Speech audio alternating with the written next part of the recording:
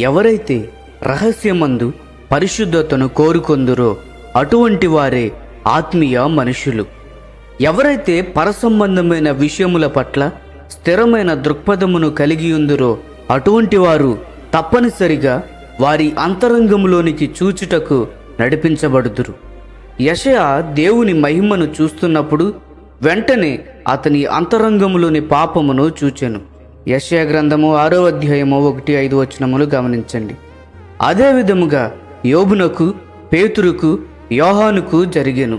యోబు గ్రంథము 42వ అధ్యాయము 5-6, లూకాసు వార్త 5వ అధ్యాయము 8, ప్రకటన గ్రంథము 1వ అధ్యాయము 17 గమనించండి. మనము దేవుని సన్నిధిలో జీవించుట కొనసాగుచున్నప్పుడు మన జీవితంలో క్రీస్తు సారూప్యము లేని అనేకమైన భక్తిహీనమైన కార్యముల గుర్తులను మనము కనుగొనవచ్చు.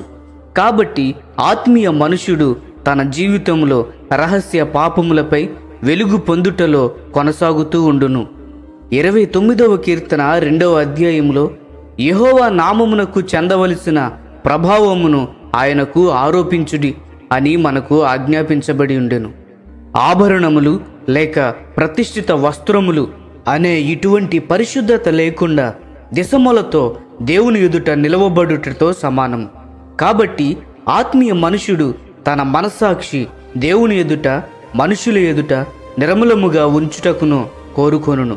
అపోస్తుల కార్యములు 24వ అధ్యాయము 16 గమనించండి.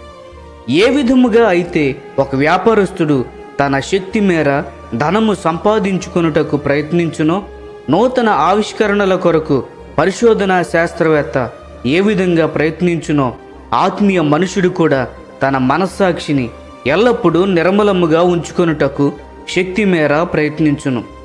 ఇతర విశ్వాసులు వారి జీవితములలో ఎన్నికలోనికి తీసుకొనని విషయాలు ఆత్మీయ మనుషుడు ఇటువంటి విషయాలలో వెలిగింపబడి తనను తాను పరిశుద్ధపరచుకుంటూ నిరంతరము తీర్పు తీర్చుకునే జీవితమును జీవించుదురు. ఆత్మీయ మనుషుడు దేవునికి బలమైన సాధనముగా వాడబడుటకు తన అంతరంగ జీవితములో అడ్డగించే అనేక విషయముల కొరకు అతను ప్రతిరోజు మరణింపవలెను. అటువంటి సత్యమును తప్పక ఎరిగి ఉండవలెను. కాబట్టి అతని జీవన విధానంలో ప్రతిరోజు తన సిలువను ఎత్తుకొనవలెను అను విధముగా మార్పు చెందును. 2వ కొరింథీయులకు రాసిన పత్రిక 4వ అధ్యాయం 10 గమనించండి. యేసు యొక్క జీవము మా శరీరమందు ప్రత్యక్షపరచబడుటకై యేసు యొక్క మరణానుభవమును మా శరీరమందు ఎల్లప్పుడూ వహించుకొని పోవుచున్నాము. మనము ఇలాగూ ప్రార్థన చేద్దాము. మీ ఘనతను, మీ పరిశుద్ధతను మరీ ఎక్కువగా తెలుసుకునే మా కొద్దిపాటి వ్యక్తిగత జీవితములో దోషముల నుండి మరీ ఎక్కువగా విడుదల పొందే జీవితమును జీవించుటకు మీ కృప దయచేయము అని ప్రార్థించుదాము. ప్రియ స్నేహితులారా, ఈ సందేశములు మీకు ఆశీర్వాదకరంగా ఉన్నట్లయితే లైక్ చేయండి, సబ్స్క్రైబ్ చేయండి, అనేకులకు షేర్ చేయండి. మీ విలువైన అభిప్రాయములను కామెంట్ రూపంలో మాతో పంచుకొనండి.